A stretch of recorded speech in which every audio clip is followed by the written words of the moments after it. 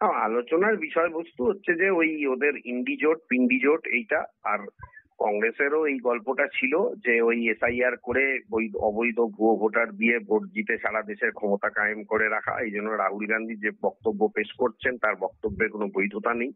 নির্বাচন কমিশনের সামনে তিনি তার বক্তব্যের বৈধতাও প্রমাণ করতে পারেননি, আর তৃণমূল সরকারও এটা করে যাচ্ছে।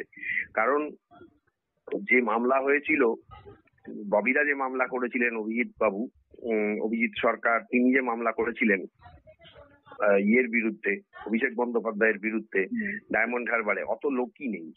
তিনি তথ্য দিয়ে দেখিয়েছিলেন যে অত লোকই নেই যত ভোটে জিতেছে বিভিন্ন কনস্টিটিউয়েন্সি থেকে অভিষেক বন্দ্যোপাধ্যায়।